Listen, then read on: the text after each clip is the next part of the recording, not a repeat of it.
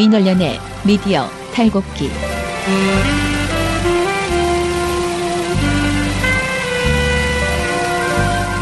민원연의 미디어 탈곡기 183화 시작하겠습니다. 안녕하세요. 저는 민원연의 김원경 사무처장이고요. 미디어 탈곡기의 이장입니다. 네, 저는 부녀회장 배나은 활동가입니다. 네, 청년회장 이봉 활동가입니다. 예, 부녀회장이 지금 자기가 미디어 스크랩 할 거 보느라고 지금 인사할 타이밍도 막 놓치고 눈이 막 굴러가는 게 보여요. PD님이 아주 자연스럽게 해주실 겁니다. 네, 저는 이 부분도 다 자르실 거라고 믿습니다. 아닙니다. 그렇지 않습니다. 우리 어제 제가 사무실에 들어와가지고 제가 크게 말했죠. 그러니까 제가 외부에서 회의를 하고 들어오는 길에 방송을 들었어요. 업로드된 걸. 근데 제가 애초에 이제 수영 PD한테 부탁한 거는 너무 공들이지 말고 적당히 하다 가셔도 돼요라고 했는데 방송을 들으니까 아주 감쪽같이 이정희 PD랑 똑같은 수준으로 방송을 해서 올려놓은 거예요. 정말 제가 어디서 어떤 우리가 이렇게 실수를 했는지 다 알잖아요. 근데 그게 탁탁탁탁 다 이렇게 편집이 돼가지고 정말 우리 아마 들으시는 분들이 거의 이정희 PD의 부재를 느끼지 못할 부재를 느끼는 데 있어서는 그 웃음소리 그거 어떡해. 우리 아빠는 슈퍼맨이에요. 종편 막말 패널들도 퇴출시켰고요.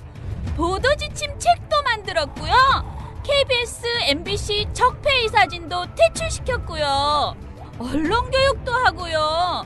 매일매일 방송과 신문을 감시해요. 너희 아버지 뭐 하시는데? 민원연 후원해요. 언론을 정상화시키는 확실한 길. 한 달에 10,000원 민원연 후원으로 가능합니다.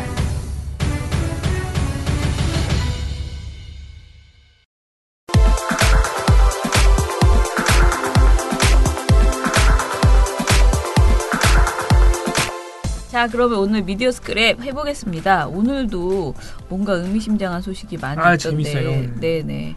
자, 어제 저희가 YTN 사장 관련해서 정말 그 황당했던 트윗, 저는 계속 웃기만 했는데 이제 그게 웃을 일이 아니잖아요. 그러다 보니 당사자 단체에서 목소리를 낸 것 같은데요. 관련 소식. 이봉 활동가가 전해주겠습니다. TV조선 신동국 앵커부터 하나요? 네, 이거부터 해주세요. 진짜요? 아니, 이 재밌는 걸 먼저 해야지, 이거. 예. 다 재밌어요. YTN 최남수 사장이 트위터 과거에 2009년부터 한 2011년까지 트위터 1세대로서 어떤 트위터를 했는지는 어제 저희가 그리고 간단하게 게다가 파워 트위터리언이었다면서요? 예, 책도 냈어요. 예. 아니, 책도 냈어요. 트위터를 어떻게 사용해야 되는지. 책을 냈다고 꼭 그런 게 아니고 이분이 이런 글을 쓸 때 엄청난 저기가 있었다는 거예요. 보시는 분들이 많았대요. 그러니까 그냥 한 10명 본다고 쓴 거랑은 또 다르다는 거죠. 그러니까 이분이 거짓말도 한 거죠, 사실. 잘못이 너무 심각하다는 거죠. 예, 친한 사람들이랑 그냥 주고받는 메시지 수준이었다라고 말을 했는데 사실은 트위터 자체가 그런 게 아니잖아요. 그러니까요. 친구들끼리 주고받는. 네. 아무튼간에 어제 어떤 내용인지는 저희가 간단히 전달해 드렸는데 이게 뭐 이제 그 머니투데이 방송의 여성 아나운서와 또 본인이 진료받았던 병원의 여성 간호사를 성적 대상화하는 또는 희롱하는 그런 내용이었죠.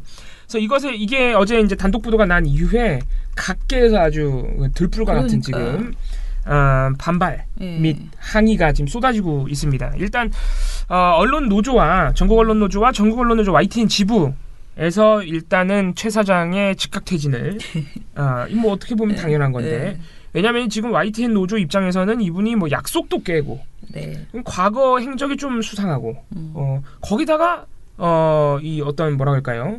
성희롱까지 이렇게 되다 보니까 당연히 퇴진을 요구할 수밖에 없죠. 그래서 일단 성명을 내서 즉각 퇴진을 요구한 상태고 이 외에도 지금 그 YTN 여기자 협회 그리고 대한간호협회에서도 지금 입장이 나와 있습니다. 이분들은 어떻게 보면 당사자잖아요. 그래서 지금 YTN 여기자 협회 같은 경우에는 여성차별과 혐오를 부추기는 최남수를 조직의 수장으로 인정할 생각이 추후도 없다. 그러니까 이건 진짜 당사자 입장에서 이제 미쳐버릴 것 같아요. 그러니까 이게 이제 YTN 노조와는 또 다르죠. 지금 여기자 협회 입장에서는 분노와 수치심에 치가 떨린다. 최남수 사장이 최소한의 성평등 인식과 인간에 대한 존중조차 갖추지 못한 몰상식한 인물이라는 사실이 과거 본인이 직접 작성한 SNS 글을 통해서 명백히 드러났다. 이런 입장을 지금 냈습니다. 역시나 즉각 퇴진을 요구한 거고요. 대한간호협회 이분이 참 지금 여러 사람을 참 지금 괴롭힌 셈인데 지금 네. 대한간호협회에서도 지금 입장이 나왔습니다. 어제. 네. 그래서 대한간호협회도 성명을 냈습니다. 최남수 YTN 사장이 머니투데이 방송 보도본부장 시절 이미 30여 년 전 명칭이 변경된 간호사를 간호원으로 호칭하면서 그랬네 진짜. 네. 간호사가 성적 수치심을 느낄 수 있는 비하를 서슴지 않은 것에 대해 전국 38만 간호사와 함께 실망감을 금치 못하는 바이다. 네. 라고 지금 밝힌 상태입니다. 간호사는 지난 115년간 국민의 고귀한 생명을 지키고 건강을 증진시키기 위해 의료인으로서의 역할을 다해왔다. 그런 자긍심과 소명의식을 한꺼번에 무너뜨린 위험한 발언이었음을 분명히 밝힌다. 네. 네, 이렇게 밝혔습니다. 역시나 간호원이라고 이제 말한 것 자체가 이미 이분이 얼마나 뒤떨어져 있는 분인지 사실 알 수 있는 겁니다. 그래서 이 간호협회 역시 여성을 비하한 최남수 사장이 공개 사과하고 네. 사장으로서의 자격을 잃었다. 네. 이렇게 지금 입장을 냈습니다. 네. 자, 그럼 우리가 어제 가장 많이 화제가 되었던 웃었던 그 TV조선의 시청률 2배나 올랐다는 그 보도를 한번 이야기해 보시죠. 예. 네, 정말 빵 터진 기사였는데요. 네. 조선일보 기사입니다. 제목이 젊어진 뉴스, 폼 잡지 않는 앵커 될 것이라는 네. 기사인데요. 이게 뭐냐면 지금 TV조선 뉴스9 앵커가 신동욱 앵커로 바뀌었잖아요. 네네. 그러면서 이제 자기 포부, 이제 얼마간 진행을 하면서 느꼈던 점, 뭐 네. 이런 것들을 이제 인터뷰한 내용입니다. 그 내용이 정말 재미있습니다. 지금 이 보도에서 강조하고 있는 것 중에 하나가 신동욱 앵커가 온 다음에 TV조선이 젊어졌다. 네. 네, 젊어졌는데 그 근거는 30대 시청률이 2배가 됐다. 이겁니다. 그러나 그것이 어느 정도 수치인지는 말을 하고, 없어, 근데. 네, 말을 하고 있지 않고요. 네. 기본적으로 지금 TV조선의 현재 시청률, 그러니까 뉴스9의 시청률은 1.8% 정도 됩니다. 네. 그러면 이 중에서 30대 시청률이 2배 올랐는데 1.8%를 계속 유지하고 있다. 그러면은 대체 어느 정도에서 네. 어느 정도까지 오른 것인가? 10명 보는데 20명 보게 됐다는 것이냐?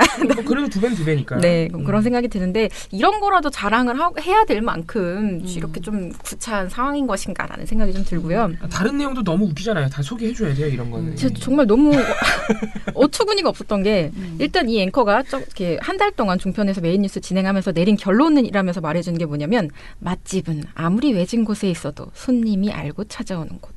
스타트업은 신생방송에서만 볼 수 있는 새로움을 뜻한다. 신앵커는 2가지 장점을 잘 조합해 명품 뉴스를 보여주겠다. 뭐 이렇게 얘기를 하면서 TV조선을 스타트업이라고 생각하는 맛집이자 스타트업이라고 맛집이자 스타트업이다. TV조선 뉴스가. 말을 하고 있는 거죠. 이게 말도 안 되는 게 무슨 스타트업이 10년 동안 하고 있습니까? 스타트업이. 네. 또 하나 제가 정말 이 보도를 보면서 너무 화가 났던 게 여기에서 TV조선 앵커 브리핑이라고 하나요? 그런 코너 있죠. 그거를 막 칭찬하는 구절이 있어요. 엄청 칭찬해요, 진짜. 네. 자기가 한 걸? 네. 그러니까 아니, 보면 기자가 막 칭찬을 해주는데 예. 앵커의 시선은 특히 인기가 많다. 구럼비 바위 유래를 통해 강정 해군기지 건설을 반대했던 세력의 막무가내 행태를 비판한 도롱뇽에서 붉은발 말동기까지. 어느 입양인의 죽음 등 기존 방송 논평과는 달리 서정적 울림을 통해 비판의 강도를 높이는 새로운 시도로 각광받는다. 이렇게 얘기하고 있고요. 근데 이거는 일단 이런 시도를 말로 설명하는 이 서정적 울림을 통한 어떤 비판의 강도를 높이는 이 시도 자체는 TV조선이 원조가 아니죠. 네, 이거는 JTBC가 원조고. 뭐 그렇게 말하기 어렵고 또 하나는 여기서 예로 든 좋은 보도라고 말했던 구럼비 요거요. 네. 저희 보고서로 나쁜 나갔던 보도로, 나쁜 보도로 나갔던 바 있죠. 보고서고요. 네. 이 보고서가 12월에 나쁜 보도로 또 선정되기까지 했습니다. 근데 왜 나쁜가 하면 신동욱 앵커가 이런 식으로 얘기를 합니다. 기지 건설을 반대하는 사람들은 이 바위를 천연 기념물로 지정하자고 했습니다. 그렇게 되면 기지 공사를 할 수 없게 되겠죠. 그래서 문화재위원회가 조사를 했더니 다른 해안 지형과 그리 다르지 않았습니다. 반대하는 쪽은 처음에는 기지 앞바다에 천연기념물인 연산호가 많다고 했습니다. 해군이 용역비 14억 원을 들여서 조사했지만 연산호는 나오지 않았습니다. 그 다음엔 기지 부지에 사는 이 붉은발 말동개와 맹꽁이 민물새우를 옮기라고 했습니다. 일일이 손으로 잡아서 이주시키느라 5달이 또 걸렸습니다. 아마 이러면서 기지 반대자들이 마치 별거 아닌 것들 때문에 기지를 건설하지 못하게 한다는 취지로 계속 말하고 있는데요. 연산호는요. 환경부 지정 멸종위기 야생생물, 네. 문화재청 지정 천연기념물, 네. 멸종위기에 처한 야생생물종의 국제거래에 관한 협약기 지정한 국제적 멸종위기종이고요. 이 지역에서 발견이 됐습니다. 네. 처음에 해군은 환경영향평가서를 써서 연산호는 군집 형태로 존재하지 않기 때문에 공사로 인한 피해가 크지 않다고 주장을 했어요. 네. 근데 이런 결론을 내린 거에 대해서 환경단체랑 강정마을회가 반발을 하니까 후속 조치로 성균관대에 의뢰해서 다른 조사를 진행했는데요. 그 결과 50% 이상의 지표 생물군에서 상대적인 감소가 발생했다. 네. 그러니까 공사 영향이 없다고 지들은 막 주장을 했는데 실제 보니까 엄청난 영향을 네. 받았고 피해를 입었다는 거예요. 네. 그래서 2015년에는 해군이 자체 보고서를 통해서 연산호 훼손에 대한 일부 영향을 인정하기까지 했습니다. 근데 그러니까 기본적으로 이 앵커 브리핑에서 사실관계를 전부 왜곡을 하고 있는 거예요. 완전 거짓말을 하고 있습니다. 근데 지금 이분은 정서적인 어떤 울림 이런 걸 떠나서 기본적인 사실관계부터 확인을 하셔야 되는 분이다. 정말 너무 심각한 상황인데 이걸 이렇게 포장해서 보도를 하고 있다. 딱히 들어보니까 사정적으로 울림이 있지가 않아요. 울림이 있지도 않아요. 굉장히 억지고 굉장히 불쾌한 그 칼럼이라서 본 다음에 제가 위가 또 아팠습니다. 아, 이거 진짜 조선일보 너무 웃겨요. 네, 진짜. 이런 얘기를 하면서 시청률 30대 남녀 시청자들이 2배 이상 상승하는 가시적 성과가 나타났다. 젊어졌다는 말도 들린다. 아니 시청자들 사이에서 젊어졌다는 말도 들린다는데 도대체 누가 이런 말을 하고 있어요? 글쎄요. 시청자 게시판에 욕만 올라. 젊어지긴 했지. 왜냐면 일단은 그 전 앵커보다는 외모가 젊어 보이잖아요. 전원책 앵커에서. 네. 그래서 그렇게는 보이지만은 그거를 누가 할 수 없고 제가 보기에는 저는 이 기사를 작성하신 분이 조선일보의 신동훈 기자인데 신동훈 기자예요. 신동욱 앵커를 칭찬한. 근데 이 신동훈 기자가 쓴 기본적인 그 모든 프레임들이 진짜 우리가 계속 말하는 것처럼 근거가 너무 없이 카더라를 그냥 이렇게 소설처럼 써가지고 거의 그냥 사람을 홍보하기 위한 근거 없는 내용들 위주로 해서 상당히 민망한 기사다라는 생각은 드네요. 그러니까 아니고 마지막 말이 신동 앵커가 한 마지막 말이 뭐라 그랬냐면 합리적인 보수 시청자들이야말로 스마트 어디언스다. 그러면은 진보적인 시청자들은 멍청한 사람들이 말도 안 되는 소리 하고 있어요. 그러니까 합리적 보수이기만 해도 사실은 괜찮은데 일단은 아무 말이나 하고 있기 때문에 이거는 아무튼 참 요새 TV조선이 신년사부터 시작해가지고 계속 자꾸 생각나더라고요. 또 회장님이 신년사 그렇게 아니, 왜 이렇게 자화자찬을 하는 걸까요? 갑자기 올해 들어서. 왜냐하면 자기네들 스스로라도 그런 자부심을 조선 미디어 그룹끼리 주고받으며 우린 잘하고 있다. 그런 아자아자 이런 거죠. 왜냐하면 작년만 해도 또는 재작년만 해도 이렇게 막 연초에 막 자화자찬을 연달아 하진 않았거든요. 그리고 아시다시피 지금 조선일보가 TV조선이 망하면 큰일 납니다. 그래서 돈 때문에 TV조선에 너무 많은 투자를 했고 그리고 이제 요즘은 신문산업보다는 방송이 훨씬 중요하기 때문에 TV조선 띄워주기에 사활을 걸었다 이렇게 생각하시면 됩니다. 알았습니다. 자, 그러면 하나 더 있었는데 나은 씨가 굉장히 황당한 지금 중소매체 단독 가로채기가 문제다라는 보도인데 사실 저희가 그동안 계속 꼭 중소매체가 보도한 것을 그 큰 업체 그러니까 이렇게 지상파나 JTBC 이런 데서 이제 보도하는 게 꼭 가로채기는 아니다라고 오히려 저희가 최근에 명성교회 같은 경우에는 그 작은 이제 종교 전문 매체에서 한 것을 JTBC가 보도를 함으로써 그 이슈를 키웠다라고 칭찬하기도 했어요. 근데 이게 굉장히 애매모호한데 이번 사안은 명백하게 그 단독 가로채기 아니냐라는 그런 이야기가 나오고 있나 봐요. 관련 보도 이야기 좀 해주세요. 네, 그 레진 코믹스라는 웹툰 서비스, 웹툰하고 웹소설 이런 것들을 서비스하는 그 매체가 있습니다. 근데 이 플랫폼이 상당히 좋은 평가를 받았던 것 중에 하나가 그 소속되어 있는 작가들한테 최저의 어떤 삶을 유지할 수 있도록 월급을 줘요. 그러니까 200만 원 정도를 그 사람이 어떤 인기를 얼만큼 작품을 하던 이 사람이 생존을 할 수 있도록 하면 그렇게 돈을 주는 거예요. 그리고 그다음에 자기 작품 인기를 끌면 거기에 인센티브를 얹어주는 형태의 계약을 했다고 해서 저도 이제 레진 코믹스에서 굉장히 많이 결제를 해서 보곤 했는데 그게 이제 큰 요인 중에 하나죠. 위임 요인 중에 하나였거든요. 여기는 작가를 정말 인간적으로 대접을 해주는구나라는 그런 게 있었는데 실제로는 약간 여기서 갑질을 했다. 네. 그런 계약 조건이나 이런 것들에 있어서 상당히 불리하게 계약을 해놓고 그리고 문제 제기를 하는 작가들을 어떤 블랙리스트처럼 관리를 해서 이 사람을 홍보나 이런 부분에서 일방적으로 배제를 한다던가 그런 문제들이 있었다. 네. 그리고 여기 제목에도 나오지만 원고를 넣지만 지각비를 막 책정을 해버리고 네. 뭐 이런 식으로 좀 갑질을 했다는 그런 얘기가 많이 돌았어요. 네. 근데 얘기가 많이 돌면서 그게 인터넷 매체들 중심으로 보도가 이미 됐거든요. 네. 근데 SBS가 이미 보도된 사안인데 여기다 단독을 붙여서 저녁종합뉴스에서 딱 보도를 해버립니다. 근데 이 보도를 처음 봤을 때 그러니까 모니터를 하기 위해서 그날 저녁종합뉴스를 쭉 보다가 SBS 이 단독 보도를 보고 이게 왜 대체 SBS 단독이야. 이거는 좀 아니다. 이건 좀 양심이 없거나 너무 다른 매체들이 보도한 상황에 대해서 서치를 안 하고 그냥 썼다. 크게 바뀐 게 없다는 거죠? 그동안 네. 이미 보도됐던 거에 비해서. 보도된 내용을 예. 그냥 똑같이 보도를 했는데 예. 여기에 대해서 이렇게 똑같이 보도를 해놓고서 왜 단독을 붙여놨는가. 그리고 예를 들면 그 앞서서 보도를 했던 일요시사 같은 경우는요. 구체적인 물증을 확보해서 이미 다 보도를 해놨어요. 사진도 올렸죠? 네. 예. 다 올렸는데 SBS가 여기다 이렇게 보도를 했다.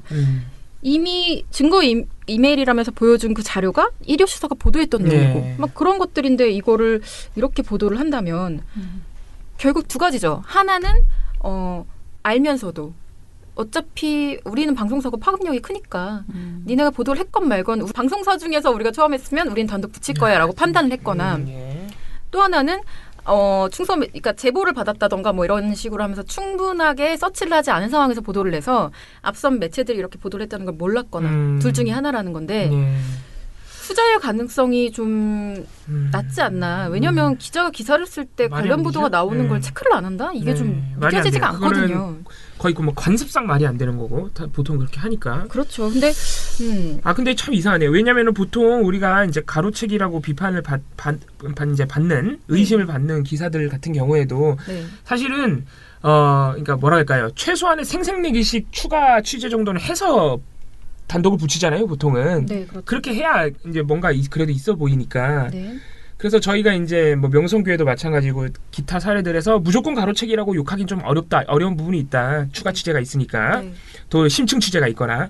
근데 지금 이번 사례 같은 경우에는 그런 게 잘 보이지 않는다는 거죠, 사실. 네, 그렇습니다. 뭐 특별한 게 사실상 없고 이미 나온 거 보도들이 더 깊이 한 얘기들을 반복하고 있는 수준인데 여기에 대해서 단독을 붙여서 내는 거는 저는 이거는 상도덕을 좀 어긴 게 아닌가 하는 생각이 들 정도예요.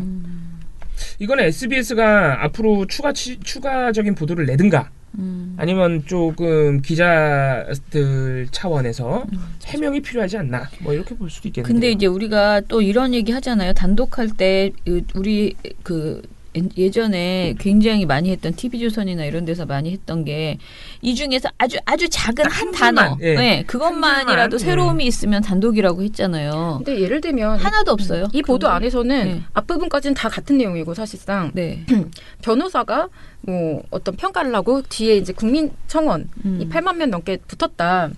라는 부분이 추가돼 있을 뿐인데 이것도 단독으로 붙일 수는 없는 내용이죠, 사실. 국민청원 뭐 이 내용을 그렇긴 하다.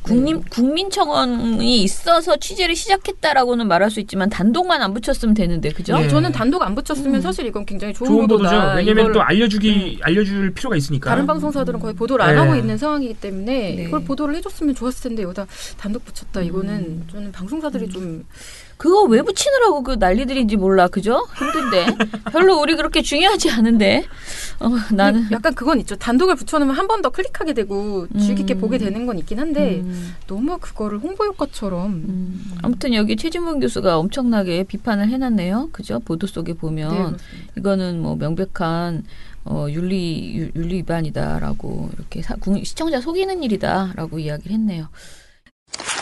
예, 그러면은 마지막으로 스크랩 한국여기자협회에서 일요신문 성희롱 진상규명하라라는 비판 성명을 발표를 했습니다. 무슨 내용인지 한번 볼게요. 일요신문 SNS 성희롱 사건이 있었다고 합니다. 그래서 이제 한국여기자협회에서 진상규명하라라는 이제 요구를 하고 있는데요. 이번 사건이 성희롱 사건에 대해서 언론이 외부 사건에 대해서는 추상 같은 비판 정신을 드러내지만 정작 자신들의 문제가 되면 얼마나 미온적인지 명백히 이렇게 보여줬다는 점에서 심히 개탄스럽다고 이렇게 했습니다. 미디어오늘 보도거든요. 제가 지금 말씀드린 게. 근데 미디어오늘이 지난 12일 일요신문에서 한 팀장이 후배 기자에게 음담패설을 이용한 오행시 등을 수차례 개인 카카오톡 메시지로 보낸 사실을 보도했었다고 합니다. 이거 진짜 읽어보면요. 예. 입에 담기도 어려워요. 왜 보냈지? 왜? 대단한 이유를 물으시면 안 됩니다. 아니 요즘은 사람들이 왜들 이러는지 몰라. 아니 이게 문제가 된다는 거를 모르나? 정말 상식들이 이렇게 없어가지고. 또 사람마다 상식이 또 다르기 때문에. 후배 기자가 이를 국가인권위원회에 진정을 넣고 회사에 알렸으나 책임 있는 임원들이 오히려 진정 취하를 요구한 사실이 있었다고 합니다.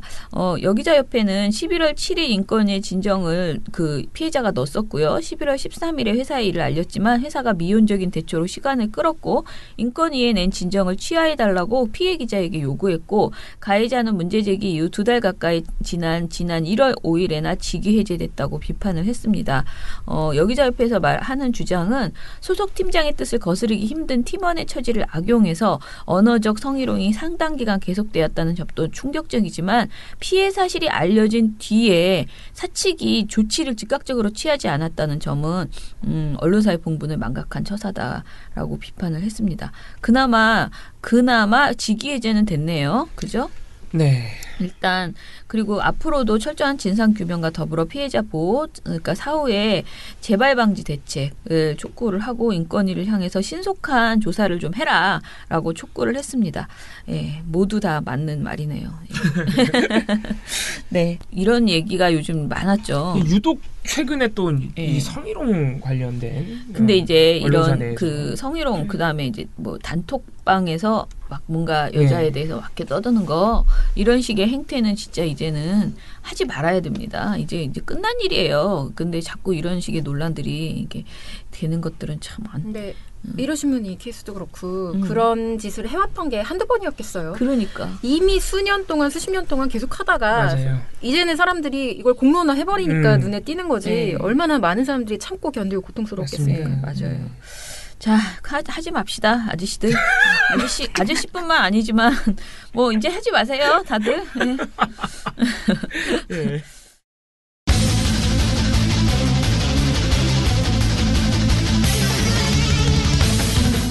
그러면 오늘 나쁜 보도 스크랩 해야 되는데 저는 신문 스크랩은 오늘 할 게 없네요. 그 방송은 어제 또 제법 많많이 나왔고요. 그리고 비트코인도 나왔고. 그리고 어제 보니까 저희가 제일 나쁜 보도로 선정을 안 했어요. PD픽 그거를 해주셔야 되는데 맞네. 제일 나쁜 걸 하나 골라주셔야 되는데. PD픽을 안 했구나. 네, 그래서 오늘은 꼭 해주셨으면 좋겠고요. 제가 오늘 좀 센 거 갖고 왔습니다. 제가 오늘은 재밌어요, 종편에 꿀리지 않아요. 오늘 제가 좀 약해요 또. 네, 그래서 한번 겨뤄보도록 하겠습니다. 그 비트코인을 누가 이기겠어. 정말 재밌는 보도 진짜. 네, 그러면은 오늘 나쁜 보도 스크랩 해보겠습니다. 네, 방송 먼저 해보겠습니다. 가장 최근 들어서 가장 논란이 됐던 보도 중에 하나예요. 비트코인이 국정농단보다 더 나쁘다. 비트코인 규제가. 예, 요 보도가 이제 굉장히 또 난리가 났죠. 그래서 요 보도 나온 걸 보고 혹시 그럼 비트코인 관련 보도들 한번 쭉 보자라는 생각이 들어서 쭉 봤는데 아니나 다를까. TV조선만 이런 짓을 하지 않았다. 그리고 또 하나는 TV조선이 이날만 이러지 않았다라는 걸 확인했습니다. 그래서 그 내용을 좀 말씀드리려고 하는데요. 많은 분들이 알고 계신 그 보도. 국정농단보다 코인 규제 더 나빠. 1월 12일자 보도입니다. 제목 그대로 가상화폐 그 주된 투자자들이 20, 30대 청년층인데 이들이 문재인 정부에 분노를 하고 있고 이들 입에서 일각에는 가상화폐 규제를 박근혜 정부의 국정농단과 비교까지 하고 있다는 그 내용을 담고 있습니다. 네. 근데 상식적으로 그러니까 돈을 잃으면 사람이 무슨 말이든 할 수 있어요. 그렇죠. 저는 그 심정 이해합니다. 힘들어지죠. 네.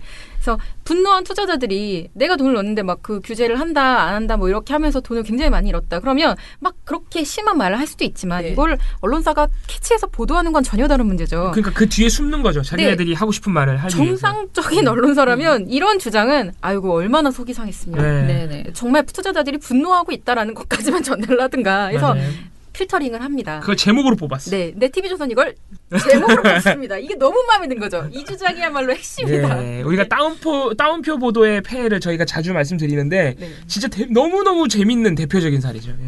심지어 이 보도의 가장 큰 문제점은 이 멘트가 안 나와요. 보도 안에. 뭐야 제목에만 있어? 정말 있긴 있었을까? 찾아봤어요? 못 봤죠 우리. 좀 못 봤고. 그러니까. 그러니까 이런 말이 뭐 어디에 있겠죠. 어디 이 세상에 있을 자기가 겁니다. 쓰고 자기가 쓸지도 몰라. 그러니까 우리가 자주 하는 의심이잖아요. 자기가 댓글 쓰고 네. 자기가 그걸 여론으로 보도하는 막 거야. 추천 3개 반대 8개 네. 박혀 있는데 막 네.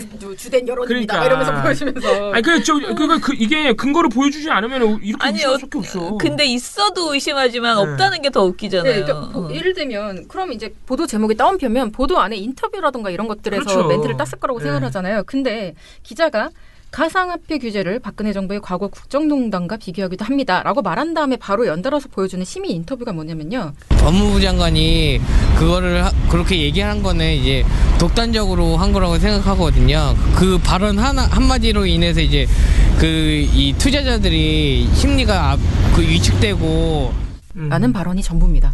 자, 이 발언이 국정농단과 비교하는 발언인가요? 아니죠. 미리 발표해서 뭐 이렇게 혼선을 빚은 것에 대한 어떤 비판인 것이잖아요. 근데 그러면 혹시 뒤에 나오나 해서 기사를 쭉 봤는데요. 이 내용을 보면 뒤에는 댓글을 보여줍니다. 근데 댓글도 보면은 다 뭔가 분노를 표출하고 있는 댓글인 건 맞아요. 맞는데 박근혜 정부를 이렇게 막 언급하면서 비판하는 댓글은 아무리 찾아봐도 제가 못 찾겠는 거예요. 혹시 막 예를 들면 배경화면으로 막 빠르게 스크롤을 쭉 내리는 그런 화면도 있거든요. 네. 거기에 혹시 그 중에 하나가 있을 수도 있어요. 제 눈에 도저히 들어오진 않지만 있을 수도 있는데 제목을 뽑을 정도면 잘 보여줘야 되잖아요. 그렇죠. 그게 중요한 핵심 의견인 건데 네? 보도에 그 내용이 없다. 그러면 이 다운표는 결국 누구 발언이냐? 나는 기자 발언이다. 본인 생각이죠. 이거는 기자 발언을 기자가 자기 생각을 다운표로 적은 거 아니냐라는 네. 의심이 사실 좀 든다는 거죠. 뭐 이거는 어떤 식으로 뭐 무슨 잘못이다라고 지적할 가치가 없는 그런 황당한 보도죠. 황당한 보도라고 생각을 하고요. 자, 그러면 이 보도를 보면서 제가 무슨 생각을 하느냐? TV조선은 코인 규제에 대해서 약간 불쾌감을 가지고 있다. 네, 싫어하는 그러니까 거죠. 대부분 이 시기에 다른 방송사들은 어떤 보도를 내놓느냐면요. 오락가락하는 정부 정책, 태도에 대한 어떤 우려를 표하고 있습니다. 그게 문제다. 그러니까 코인 규제 그 자체에 대한 우려가 아니라 정부가 제대로 그걸 못하고 있다는 점에 초점을 맞춰서 비판하고 있는데 TV조선은 그냥 규제 자체에 뭔가 초점을 맞추고 있다는 느낌이 드는 거예요. 제가 이런 의심을 하게 된 그 이유가 다음 날 내놓은 나라 안팎 가상화폐 초대박 설설설이라는 보도 때문이었습니다. 네. 자, 제목 그대로요. 초대박 사례를 알려주는 보도입니다. 네. 무슨 방송사 언론사가 투기를 조장하고 있어. 저는 지금 너무 아니 이제 이해가 그거 안 되는데. 보니까 이제 울렁울렁 나도 한번 할까 이런 생각이 들게 하더라 진짜. 네, 유명한 왜냐면 사람들이 막. 이 보도가 지금 2분 3초짜리 보도거든요. 근데 앵커 멘트 제외하고 기자가 그 대박 난 썰을 말해주는 그 시간이 1분 10초가 넘어요. 그러니까 거의 보도의 대부분을 너무너무 잘된 사례들 이런 것들을 말해주고 있는 거예요. 기자 멘트의 첫 멘트가 이겁니다. 비트코인으로 처음 대박을 낸 부자는 미국 제미니 거래소를 설립한 쌍둥이 윈클로스 형제입니다. 막 이렇게 하면서 지금 10억 달러, 우리 돈 1조 이상을 벌었다. 막 이런 얘기들을 사례를 쭉 얘기를 해주는 거예요. 근데 지금이 이런 보도를 할 때인가? 그러니까요. 저는 지금 좀 너무 당황스럽고요. 여기에 중간에 이런 얘기도 합니다. 인터넷 방송을 진행하는 가상화폐 투자자의 이렇게 목소리를 들려주는데요. 그 목소리가 막 흥분된 목소리로 10천 원 600 먹었어. 막 이런 발언을 막 들려줘요. 인터넷 방송. 네. 자, 이런 걸 충분히 다 한 다음에 약간 마지못해서 뒤에 뭘 붙이냐면 투자 위험에 대해서 간략하게 설명을 해주는데요. 하지만 손실을 본 경우도 적지 않습니다. 이렇게 설명한 다음에 실제로 워렌 버핏, 마원 등은 가상화폐에 신중한 입장입니다. 이렇게 얘기를 해요. 끝이구나. 그럼 사실상 신중한 입장인 사람들만 얘기를 해준 거지 엄청 쪽박찬 사례를 말해주지 않은 거나 마찬가지예요. 자, 이게 여러분은 상식적으로 납득이 되시나요? 이게 말이 안 되죠. 저는 이건 넣었다. 네. 그러니까 제가 볼 때는 기자나 관계자들이 넣은 거야. 네, 넣었다. 네. 그것 말고는 설명이 잘 되지 않는다라는 생각이 좀 들었고요. 네.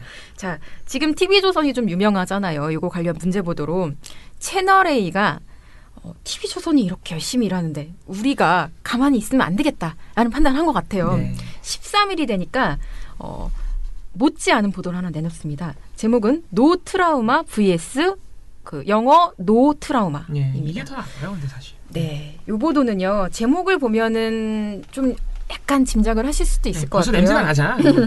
자, 노트라우마가 뭐겠습니까? 노무현 대통령 얘기하는 거죠. 그렇죠. 노무현 대통령 트라우마라는 거죠. 근데 비트코인 얘기를 하면서 왜 노무현 정부 얘기가 나오지? 라는 황당하지. 의구심이 네. 좀 들잖아요. 네. 이게 뭐냐면 간략하게 설명하면 이겁니다. 가상화폐 규제에 대한 정부 당국자들의 태도를 문제 삼는 보도인데요. 이 과정에서 노트라우마를 언급하는 이유는 가상화폐 대응에 있어서 청와대와 정부가 이렇게 민감하게 약간 서두르는 모습을 보이고 있는 그 배경에 노무현 정부 때 정책 실패에 대한 트라우마가 있다는 점인 거예요. 그러면 비교 대상이 있어야 될 거 아니에요. 네. 예를 들면 노무현 정부 때 비트코인 이게 막 뭐 불붙어서 그러니까. 강경하게 대응하다가 뭐 초기 아니면 초기 대응에 네. 실패했다던가 뭐 그럴 경우에나 이런 말을 쓸 수 있는 건데 이때 여기에서 비교 대상으로 삼은 사례가 바다 이야기 사건. 여러분 기억나시나요? 네, 그게 사행성 오락실이죠. 예.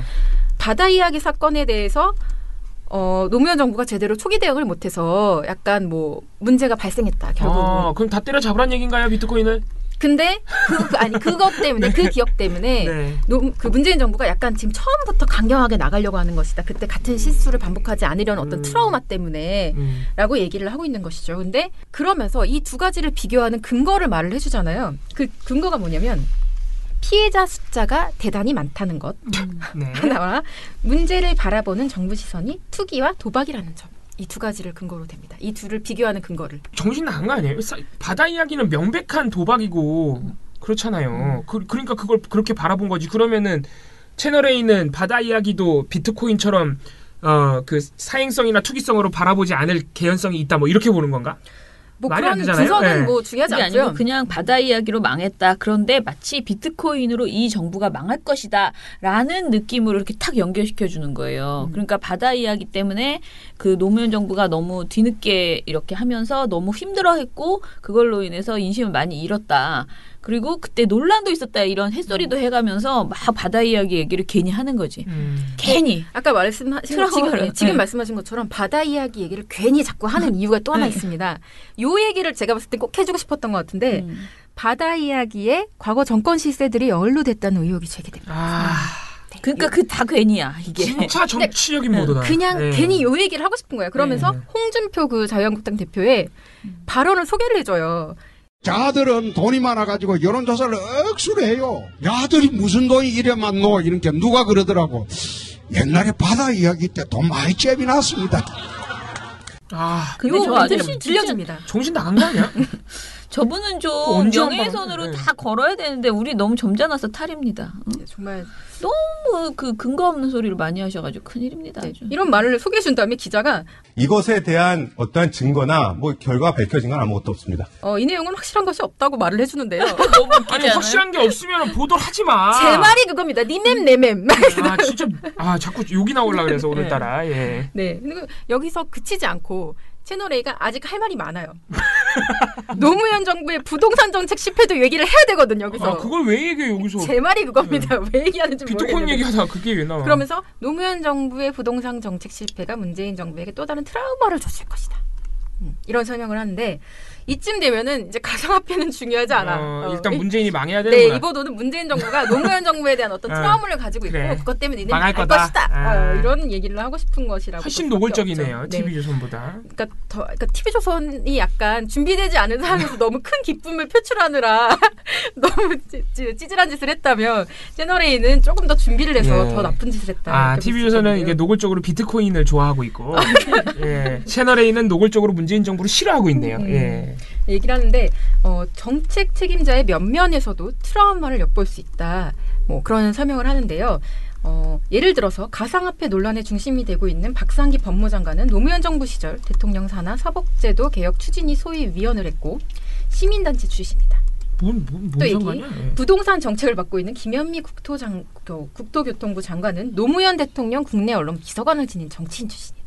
그리고 최저임금 후폭풍을 겪고 있는 김영부 고용노동부 장관은 노조 간부 출신이고 노 대통령 인수위에서 상근 자문위원을 지냈다라고 하면서 노조 출신, 시민단체 출신이라는 점과 노무현 대통령과 또 인연이 있는 인물이라는 점을 강조를 해요. 지금 뭔 상관이죠? 근데 봐봐요. 가상화폐 관련 논란이 나는 것.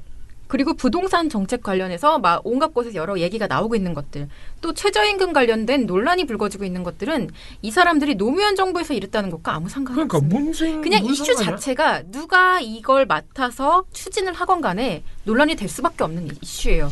굉장히 사회 각계각층의 이해관계가 걸려있는 문제이기 때문에. 근데 이거를 마치 노무현 정부 때 사람들이 이걸 맡아서 추진하고 있기 때문에 다 문제가 생긴 것처럼 이렇게 얘기를 하고 있는 거죠. 아무 맥락도 없고 이 정도 되면은 트라우마는 문재인 정부가 아니라 채널A한테 있는 것 같은데. 약간 좀 심리적인 문제가 있는 게 보도가 좀 하고 싶은 말이 뭐야? 하고 싶은 말은 명백하죠. 맥락이 없어. 문재인 정부 망해라. 내가 거기 염원 방송이라고. 염원 보도. TV조선이나 채널A나 궁극적인 목표는 이 비트코인 사태로 문재인 정부를 흔들려는 데 있거든요. 지금 흔드는 수준이 아니에요. 이게 염원하는 거지. 그러니까 예를 들면 이런 거 있잖아요.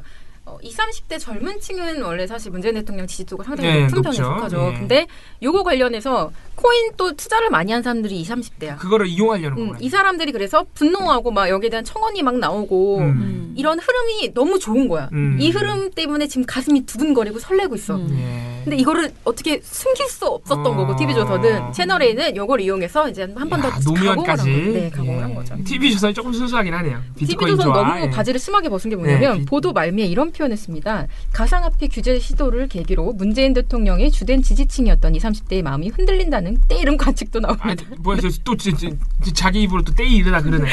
때이른 건 알지만 때이른 건 알고 또 사실이 뭐 밝혀진 게 없다는 건 알지만 꼭 말해주고 싶은 정보라는 거죠. 이게 TV조선 채널A 뉴스의 이 특징인데 우리가 그동안 알게 모르게 그냥 웃으면서 지나갔던 특징 중에 하나가 뭐 때이르다. 사실 여기에는 사실 여기는 확실한 사실이 없다. 이런 거는 다른 뉴스에서는 다른 방송사 뉴스에서는 거의 찾아 볼 수 없는 표현이에요. 그래서 북한 관련 보도 아니면 대체 안 나오죠, 사실. 왜냐하면 그렇게 그 추상적인 내용들은 보통 보도를 안 하는 게 맞기 때문에.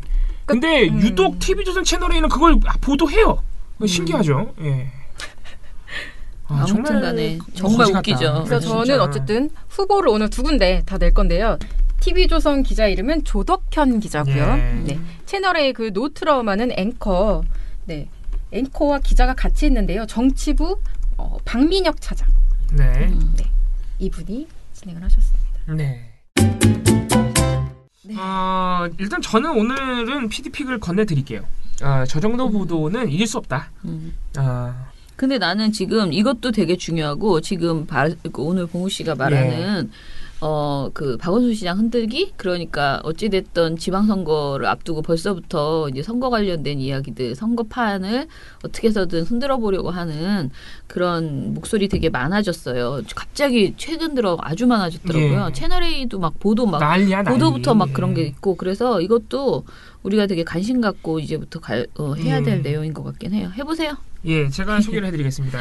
지금 제가 요새 이제 공을 들이고 있는 집중해서 보고 있는 거는 채널A 종편의 패널들이야 원래 그런 사람들이라 치고 진행자들을 제가 좀 집중해서 보고 있어요.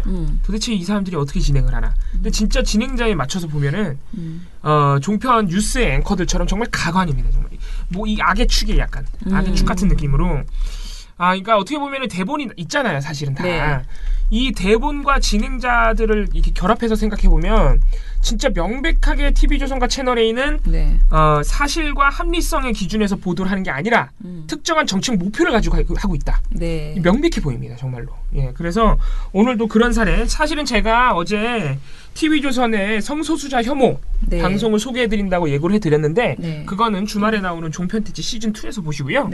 오늘 이게 더 중요할 것 같아서 갖고 나왔습니다. 그래서 대표적인 사례로 제가 정치데스크, 채널A 정치데스크 1월 11일 방송을 가지고 나왔습니다. 여기 보면은 정말 한마디로 하면은 이 채널A 정치데스크는 썰방송이에요. 썰방송. 방송이 이게 1시간 넘게 방송하거든요. 이게 시사 토크 프로그램인데 1시간이 한 20분 하는데 제가 볼 때는 사실관계를 말해주는 내용에 그 1시간 넘는 시간 동안 거의 하나도 없다라고 보셔도 돼요. 그러니까 이날 대표적으로 큰 주제가 두 개인데 하나는 역시 남북 고위급 회담이고 다른 하나는 지방선거, 특히 서울시장 선거 이 두 가지가 큰 맥락입니다. 이 두 개가 거의 방송을 가득 채웠어요.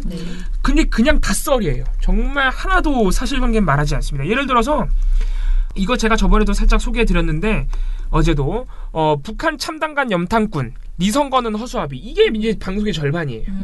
이게 말씀드렸다시피 이게 전부 썰입니다. 근데 그리고 이건 어제 소개를 해드렸으니까 일단 이렇게 소개만 해드리고 넘어가고 이제 나머지 하나가 그 지방선거.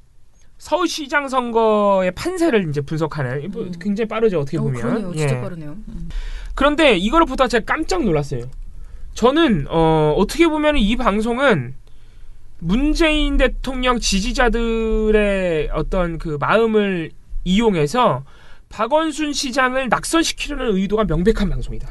네. 그러니까 굉장히 부적절한 의도를 가지고 나온 방송이에요. 그래요? 네. 그러니까 이게 채널A 정치데스크가 이 서울시장 선거 판세 분석을 시작할 때 일단 제목을 어떻게 두고 있냐면은 남녀 비읍 이응 시읒 문펜의 선택은 이라는 제목으로 대답을 나눠요. 한 20분 동안. 비읍 이응 시읒? 자, 남녀 비읍 이응 시읒이 뭐냐면 남녀니까 박원순 박영선이에요. 왜냐하면 지금 여권에서 가장 대표적인 서울시장 출마자로 꼽히는 것이 박영선 의원과 박원순 시장이잖아요. 박원순 시장 이제 3선 도전인데 남녀 비읍 이응 시읒 해가지고 문펜의 선택은 이미 여기 제목에서 보시면 채널A가 판세 분석을 한답시고 문재인 대통령 지지자들의 어떤 향방을 굉장히 주의 깊게 보고 있다는 걸 알 수 있죠. 물론 그럴 수 있어요. 왜냐하면 여권 지지자들의 지지세가 어디로 쏠리느냐가 사실 중요하긴 하잖아요. 그래서 대통령 지지율이 이렇게 높은 상황이면 그걸 볼 수밖에 없는 것도 있죠. 그런데 이걸 풀어내는 방식이 거의 어떤 식으로 결론이 나냐면 야 봐라 채널의 결론이 이거예요. 야 봐 박영선은 친문이고 박원순은 반문이야.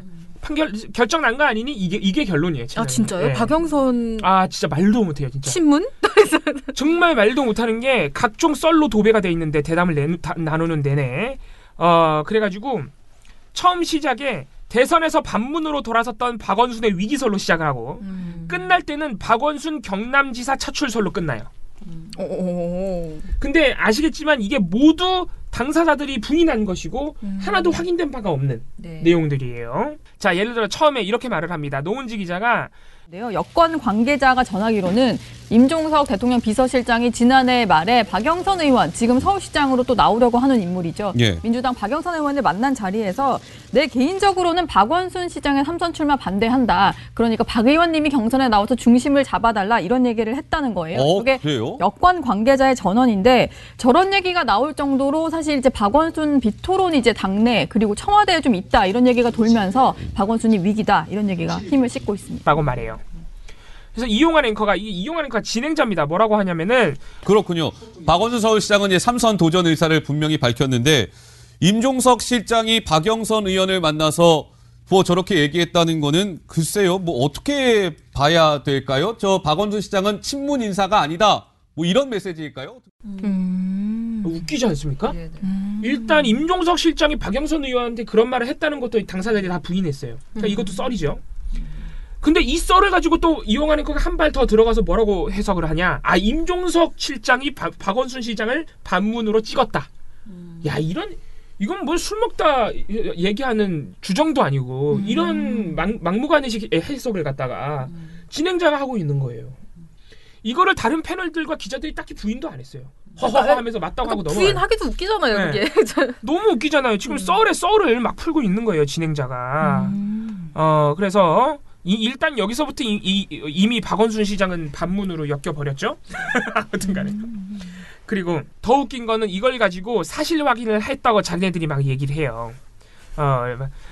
왜냐면은 패널인 이준석 씨 아시죠? 지금 바로 바른정당에 가 있는 분인데 이준석 씨가 저 전언이 사실이라는 건 우리가 알 수가 없다 이런 식으로 얘기하는데 이거를 아까 제가 말씀드렸던 이용환 앵커랑 강병규 채널A 기자가 실제로 사실을 확인을 했다면서 막 되게 띄워줘요. 그러니까 강병규 기자가 뭐라 그러냐면 자기가 전화를 직접 했대요. 박영선 의원한테 이런 얘기를 주고 받았냐고. 근데 너무 바빠가지고 전화는 못하고 문자로 의견을 나눴대요. 그런데 뭐라 그러냐면 근데 박영선 의원이 개인 간의 사적인 대화를 밝히는 것은 아닌 것 같습니다. 유유 이렇게 보냈어요. 아니라고는 절대 안 했습니다. 이렇게. 이용환 앵커가 그러네 아니라고는 안 했네. 그러니까 강병규 기자가 또 아니라고는 안 했죠. 유유 이런 걸 붙였습니다. 그러면서 그러니까 아니라고는 안 했으니까 이런 말을 한 것이다라는 뉘앙스로 계속 얘기를 하는 거예요. 야 진짜 아무 말이나 하고 있네요. 네. 그러니까 박영선 의원이 개인 간의 사적인 대화를 밝히는 것은 아닌 것 같습니다라고 했다는 그 말 이유로 아니라고는 안 했으니 이건 진짜인 것 같다라고 몰아붙이고 있는 거예요. 그럼 그렇다고 해서 박영선 의원이 그 얘기 했어요라고 한 것도 아니잖아요. 아무튼 이런 불확실한 사실을 가지고 계속해서 박원순은 반문, 임종석이 찍었다. 이런 식으로 지금 몰아가고 있는 거죠. 완전 카더라 방송이에요. 카더라를 바깥에 있는 카더라를 갖고 와서 보도를 하는 것도 아니고 자기네들이 카더라를 막 만들고 있어요. 그렇지. 근데 이 전략이 좀 저는 웃긴 게 예를 들면 여기에서 흔히 말하는 친문 세력이라고 말하는 그 사람들이 이 방송을 일단 즐겨보는 주시청자가 아니잖아요. 그렇긴 하죠. 주시청자층이 아니고 이런 종편 방송을 보고 마음을 바꿔먹는 그런 대상들인가라고 생각을 해봤을 때 이 전략 자체가 약간 멍청한 거 아닌가. 그렇긴 하지만 어쨌든 간에 굉장히 부적절한. 그렇게 생각하면은 채널A가 뭐가 해야 될까? 일단은 아주 극소수지만 우리 방송을 볼 수도 있는 민주당 지지자들을 겨냥해서 이런 어떤 전략을 꾸민 것 같긴 한데 이봉우를 겨냥해서 지금 나를 겨냥했으면 더 납득하기 어려운데 그리고 이 다음에는 또 방송이 어떻게 흘러가냐면은 갑자기 박영선 의원의 SNS를 엄청 보여줘요. 야 이거 봐 박영선 의원 친문이야. 이렇게 강조를 사진 프로필 사진 받고 막 저 말도 못해요. 그래서 이것도 진행자가 막 띄우는데 진행자 이용하는 앵커가 박영선 의원이 SNS를 굉장히 열심히 하는 의원으로 알려져 있는데 SNS에서도 뭔가 변화가 감지되고 있군요. 딱 이렇게 하면은 기자들이 노은지 기자와 강병규 기자가 붙어가지고 막 그 SNS를 막 보여줍니다. 뭔지 아시죠? 최근에 박영선 의원이 최근이 아니야. 대선 때부터 이제 문재인 캠프로 이동한 다음에 원래 안희정 캠프에 계셨잖아요, 이분이. 문재인 캠프로 이동한 다음부터는 굉장히 선거운동도 열심히 하고 그 이후에는 진짜 SNS에 문재인 대통령의 어떤 정책과 방향을 선전하는 그런 게시글들이 많긴 해요. 그러니까 그런 것들을 막 보여주면서 친문이다. 친문으로 바뀌었다. 이렇게 하고 결론이 끝나는 겁니다. 자, 그 다음에 이제 방송이 이 대담이 어떻게 마무리되느냐. 이렇게 박원순 비토설이 민주당 내부에 있다 보니 도대체 박원순 비토설은 어디 있는지 난 모르겠습니다만은 비토설이 있다 보니 청와대 내부에서 역시 이것도 이제 청와대 관계자를 빌려가지고 김경수 의원 아시죠? 대표적인 친문 의원으로 꼽히는 김경수 의원이 박원순 시장이 경남지사로 출마하면 된다 이렇게 말을 했다. 민주당 내부에서 이게 아주 호응을 많이 얻고 있다. 이렇게 또 하면서 방송이 마무리가 돼요. 근데 이 경남 차추설도 일단은 박원순 시장 본인이 일단은 부인을 한 상태고 절대 난 안 한다. 난 서울시장 출마한다라고 밝힌 상태고 김경수 의원도 난 그런 말 한 적 없다. 이게 일단 당사자들은 다 부인을 했어요. 근데 이거에 대해서 채널A가 어떤 식으로 얘기하냐면 그럼 당사자들이 당연히 부인하겠지. 그런 말 했다고 했겠습니까? 야, 이 논리면은 정말 무슨 말이든 할 수 있겠네요. 그러니까 그렇게 얘기하면 보도를 아무것도 할 수가 없어요. 말도 안 되는 소리 하고 있는 거예요. 그러니까 이게 처음부터 끝까지 완전히 박원순 떨어뜨리기로 점철돼버린. 그러니까 이게 그런 식으로 방송을 주제를 잡아도 안 되지만 일단 주제가 부적절하잖아요. 특정 출마자를 이렇게 그 네거티브 형식으로 몰아붙이는 이것도 잘못됐지만 그러면은 근거라도 있든가. 근거가 있으면 우리가 좀 뭐라 할 수가 없는데 그러니까 과거 행적이 뭐 부적절하다든가 뭐 그런 식이면은 근거가 전부 자기네들이 막 카더라를 만들고 있잖아요. 말도 안 되는 얘기를 하면서 벌써부터 지방선거를 노리고 있다. 어차피 지금 야권에서 후보 내봤자 안 된다라는 그러니까 그런 것 같아요. 그러니까 있잖아요. 전략을 못 세우겠으니까 그러니까 민주당 내에서 이제 어쨌든 간에 그 자리를 노리는 사람이 많은 것도 또 사실이고 그 안에서 막 물밑 작업들이 이루어지고 있는 상황인 건데 이 상황에서 좀 내가 제일 싫은 후보부터 일단 제거하자 뭐 이런 느낌인가. 이게 싸움 구경이 좋잖아. 그러니까 싸움 붙이는 거지. 계속. 그러니까 이런 것 같아. 그러니까 나은 씨 말대로 이 생각은 잘 안 해봤는데 지금 그러니까 보수 야권 쪽에서는 딱히 할 말이 없으니 일단 여권부터 어떻게 좀 이간질을 해보자. 이런 의도는 아닐까 이렇게 또 생각할 수 있겠네요. 더 자극적입니다. 자, 원래 저희가 PD피구래요, 김수정 PD님. 당황하셨겠지만. 제가 그냥 선택하면. 네, 선택하면 됩니다. 나쁜 보도. 나쁜 것 같은데 그래도 채널A 바다 이야기. 네, 그렇죠. 네, 제가 오늘 약간 한 수 접고 들어왔어요. 정말, 너무 들어온 보도입니다. 네, 진짜 쓰레기 같은 보도예요, 정말. 그러니까. 아니 근데 제가 그 봉우 씨한테 어젯밤에 쌌던 그 보도 있잖아요. 그것도 정치 데스크던데.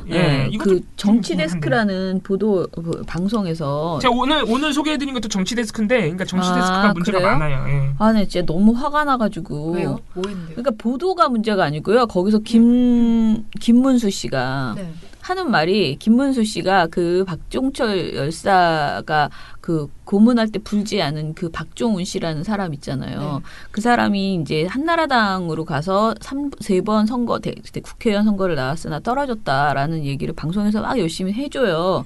그런 다음에 이 사람에 대해서 이제 그 우상호 의원이 발언한 것이 지금 화제가 되고 있다라고 하면서 괜히 막 싸움을 붙여. 그러더니 하는 말이 저 방송에서 제가 저걸 보고서로 쓸 정도는 아니지만은 너무 기분이 나쁜 게 거기 방송 내용 중에서 이런다. 그 박종훈 씨를 정계에 입문시킨 한나라당에 입문시킨 데 주도적 역할을 했다고 뭐 보는 김문수 전 그 경기도지사를 인터뷰했습니다. 그러면서 이제 전화 인터뷰를 들려주는데 이 사람 말이 그 자기가 생각했던 그 좌익이 잘못됐다고 생각해서 우익으로 바뀐 거 아니에요. 그럼 박종철이까지도 우익으로 바꿔야 되는데 박종철이는 벌써 죽어버렸잖아요. 그러니까 늘 미안하지.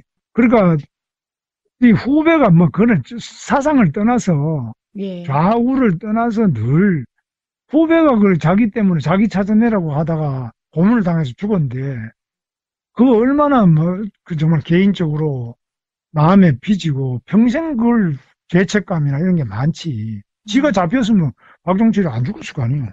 그 사람이 그 박종훈 씨가 이제는 좌파가 잘못된 거라서 그 좌파인 걸 반성하고 이렇게 넘어갔다라고 얘기를 하면서 박종철을 같이 그 거기 우파로 데리고 왔어야 되는데 그걸 못해서 안타깝다는 식으로 말을 하는 거예요. 그러니까 이미 돌아가신 고인모독이네. 완전 어이가 없어가지고 그러니까 김문수 씨가 진짜 자기가 가고 그 사람을 데리고 간 것까지는 뭐 그렇다 치고 뭐 자기가 간 거야. 우린 포기했잖아 지금 김문수 씨에 대해서. 오래됐죠. 그런데 이제 김문수 씨가 그 친구를 그 박종훈 씨라는 사람을 그렇게 한나라당에 영입을 했었나 봐요. 그런데 그 얘기를 하면서 뭐 자기 때문에 박종철이 그렇게 죽었으니 인간적으로 좌우를 넘어서 얼마나 가슴이 아프고 평생 힘들겠냐라고 말을 하면서 그 말 앞전에다가 이 사람은 자기가 좌파였던 거를 정말 반성하고 박종훈 씨는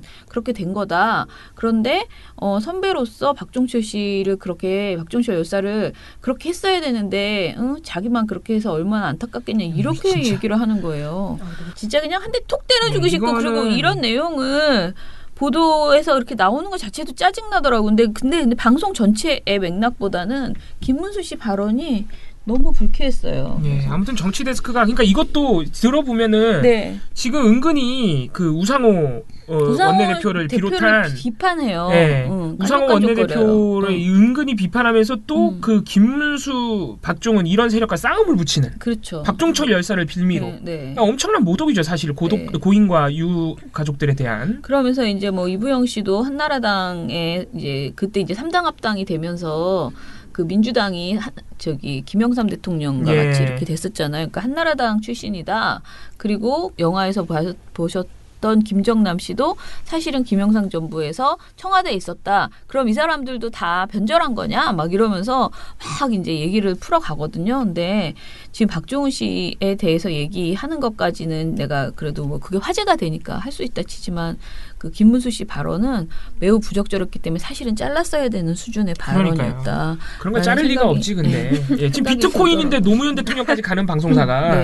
그 발언을 기다렸다. 판을 깔아놓고. 오히려 좋아해서 일부러 하는 거죠. 일부러. 그러니까 그런 생각이 들었습니다. 오늘 채널A 특집이네 아주 그냥. 종편 진짜 왜 그래. 아무튼 간에. 그러면은 오늘 방송은 그러면 민원연 대댓글 하고 마칠까요? 네. 오늘의 나쁜 보도는 일단 채널A에 성함이 어떻게 됐었죠? 까먹었네 갑자기 그 사이에. 비트코인맨. 비트코인맨. 정치부 박민혁 차장님이십니다. 일단 축하드리고 앞으로도 비트코인 열심히 하시기 바랍니다. 7, 6, 5, 4, 3, 2, 1. You'll never have the sacred stone. Oh, this you crazy mother. 오늘 대댓글 시간.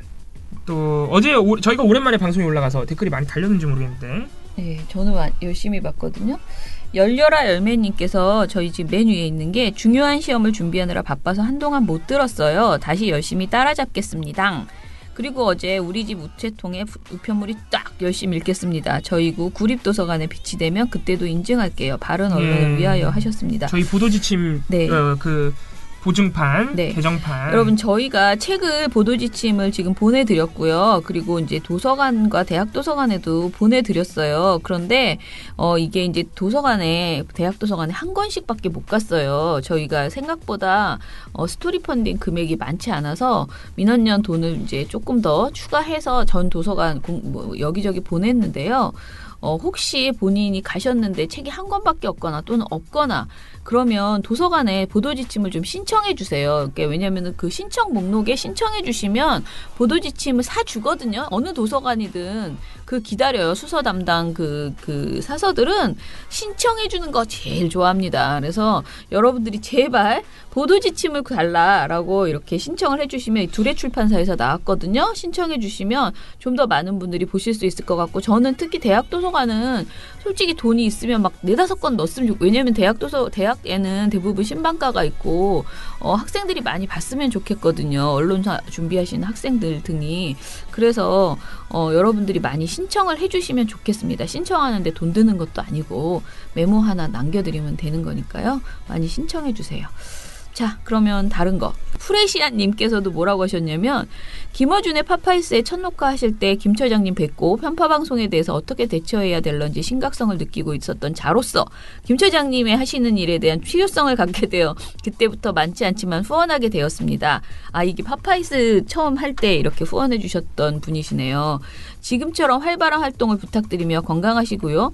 쑥스럽지만 어제 댓글이 활동하시는데 지장 없으시길 바랍니다. 어제 댓글? 힘내시고 함께 끝까지 가자라고 하셨습니다. 어제 댓글은 아마 그거 같아요. 우리 너무 웃음소리 크다. 아니 저희는 감사하죠 오히려. 괜찮습니다. 지장 네, 없습니다. 솜진채.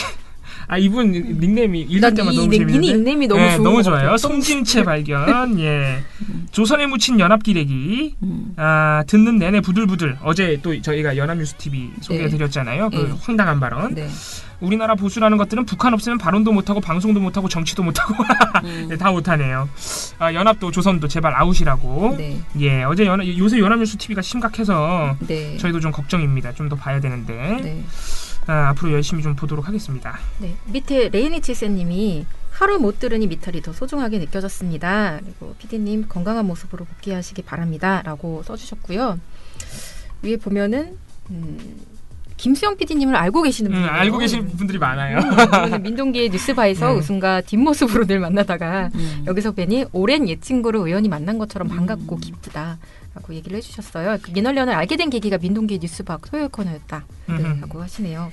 이 청라에서 삐님은요. 사실 우리 이 탈곡기방에서는 한 번도 댓글 안 남겨주셨던 분이거든요. 그런데 뉴스박에서는 매일 남겨주셨던 분이에요. 근데 이분이 여기서 엉엉 유유유 우리 수영 PD가 여기로 반가 하트 하트 막 난리예요. 그래서 저희 방에도 좀 자주 댓글을 남겨주시기 바랍니다. 네. 김수영 PD가 또 팬덤이 있군요. 네네네. 레이니치세님이 그리고 또 하나 어제 그 현송월 씨 관련 방송에 대해서 여러 가지 이유 왜 그런 보도를 할까 그런 걸 생각해서 적어주셨는데요. 북한을 비윤리적 국가로 일단 낙인 찍고 싶은 마음이 크고 또 하나는 이런 방송을 통해서 남북회담을 망치고 싶어하는 거 아닌가 싶다라는. 딱 맞아요. 네네 그런 맞아요. 분석을 적어주셨어요. 근데 이거 어제 했던 방송의 약간 후속 애프터 서비스 중에 하나인데요. 현송월 씨에 대해서 애인서를 보도했다고 했잖아요. 근데 이제 현송월 씨가 그 회담장에 나온 모습을 그럼 방송사들이 어떻게 보도를 했는지 한번 찾아봤는데 종편 4사, 그러니까 JTBC를 포함한 종편 4사가 모두 현성호 씨가 들고 나온 백이 명품 백이 저도 많이 봤어요. 엄청 나오더라. 혹은 가격도 계산하던데 가격? 그분의 드레스, 옷이 어떤 옷이 어떻게 옷을 입었는지, 머리에 무슨 핀을 꽂았는지 이런 것들이 좀 설명을 해주는 보도를 내놨어요. 그래서 그걸 보면서, 그러니까 보고 저희가 너무 매일 현송월 보고서만 내면 오히려 거기로 이목을 집중시킬 수 있어서 일단은 보고서를 별도로 작성하진 않았는데요. 이런 태도를 보이면 사실 그동안 어떤 좋은 보도를 했더라도 문득 그래도 그래봤자 종편은 종편이지라는 생각이 들게 된단 말이에요. 그래서 이런 부분에 대해서는 좀 더 주의를 기울인 보도를 해줘야 되지 않겠냐. 저희가 또 너무 저급하면 보고서 안 쓸 때도 있습니다. 이건 진짜 너무 하찮게 저급하면은 약간 안 쓰는. 우리 정부 대표단이 서운하겠네. 우리 대표단도 좀 그 옷 같은 거 개선 좀 해주세요. 왜 북한 쪽만 그렇게 해주나? 자, 이제 마지막으로 미령곰탱님께서 본인도 이제 감기가 걸렸다 그러면서 이제 우리 PD님 건강을 매우 걱정을 하셨습니다. 자, 우리 PD님이 아무래도 며칠 더 쉬셔야 될 것 같죠? 좀 독감은 이 전염이 걱정되기 때문에 저희가 아니 근데 전염도 전염인데 지금 보니까 또 탈곡기 방에 올린 걸 보니까 오늘 새벽에 또 죽다 살아나셨다고. 다시 왜? 그러니까 약을 먹었는데 계속 컨디션이 왔다 갔다 하시나 봐요. 하는 모양이에요. 아이고 그러니까요. 미령곰탱님 댓글을 보면은 항상 정성스럽게 많이 달아주셔서 감사한데 이 부분이 가장 마음에 드네요. 최남수는 미쳤습니다. 아이고. 네, 단 한마디로 네. 모든 상황을 정리해 주셨어요. 예. 네, 네. 자, 그러면은 또 오늘 어떤 댓글이 내일 또 있을지 기대가 되네요. 모두들 감사하고요. 저희가 일일 브리핑을 안 하기 때문에 혹시 자꾸 제보를 하시거나 뭔가 아이디어를 주셨는데 우리가 보고서를 안 쓴다고 그것이 우리가 뭔가 사건을 은폐하려고 하는 것이다. 이렇게 너무 걱정하지 마시고요. 저희가 일일 브리핑을 안 하게 되면은 방송에서라도 저희가 관련된 내용을 나름대로 풀어서 전해드리고요. 브리핑은 그러니까 모니터 보고서는요. 좀 굵직굵직한 것 위주로 묶어서 이야기하는 것으로 거듭 말씀을 드리겠습니다. 네, 그리고 마지막으로 제보를 좀 많이 해주세요. 지금 제가 한 2주일 동안 제보를 열심히 다 처리를 했더니 드디어 종편 제보가 바닥이 났어요. 오, 축하드립니다. 바닥이 났기 때문에 이제 물론 저는 편합니다. 제보 안 주시면 일 안 해도 되니까 0239-0181 민원연으로 종편 또는 연합뉴스TV YTN 제보 많이 주시면 저희가 곧바로 처리해서 방송하고 또 기사로 알리고 하니까 제보 많이 부탁드립니다. 네, 그러면은 내일 뵙겠습니다. 민원연의 미디어 탈곡기는 내일도 열심히 털어드리겠습니다. 탈탈탈. 안녕.